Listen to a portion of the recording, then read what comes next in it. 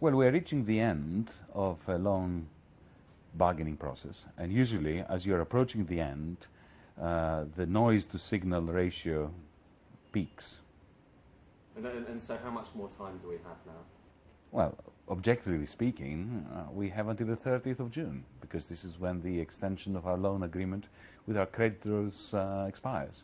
Okay, but that's objective, but pragmatically, a lot of people have been saying it's hours away. Francois Hollande said it was hours away just yesterday. Do you agree with that?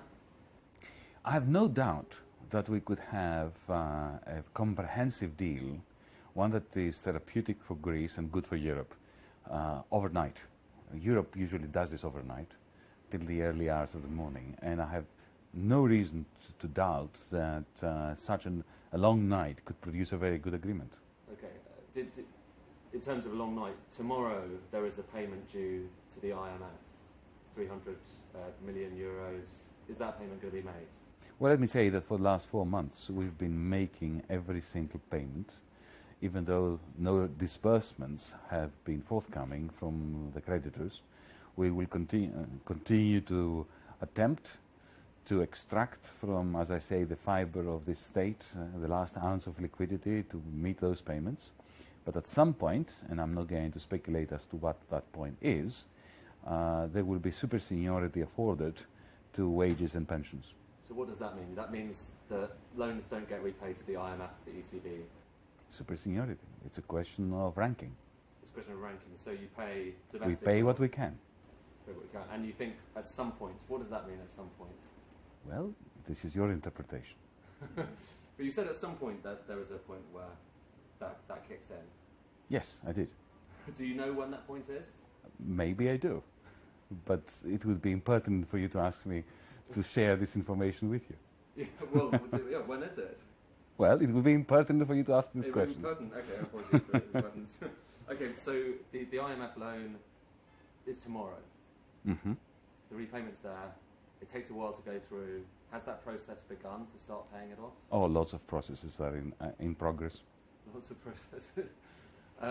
Do you feel that at the moment, there's this liquidity crisis? The country is essentially running out of money at the moment, and we see we see projects that have been halted at the moment. Mm-hmm. What does that make you? As the finance minister, you're seeing that happening.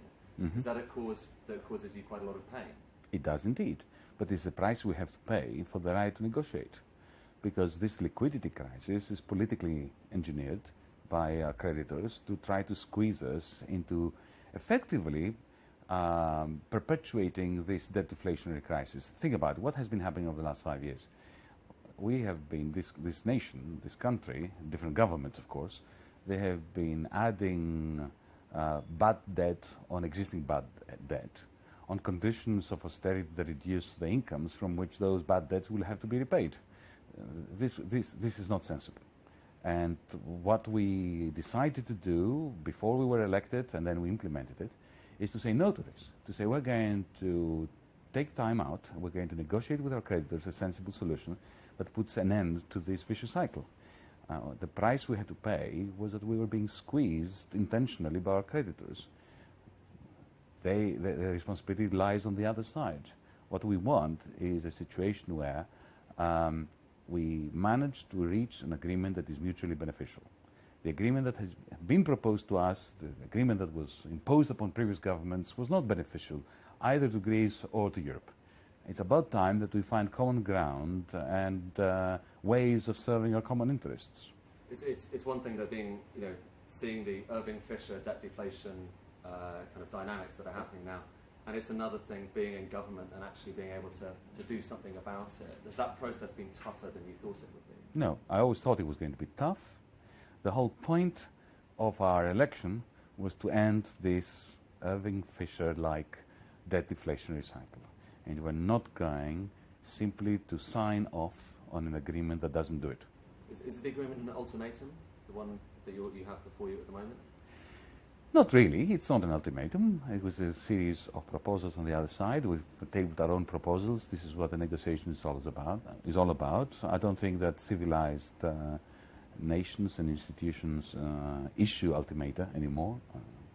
And I have every confidence that Europe, in the last moment, after it has tried all other alternatives, will do the right thing. We're not there yet. No. End of this month? It must be. So, okay, all right. So there's still some time left for tough negotiations in Right. Brussels. Why are you not in Brussels? Why are you here?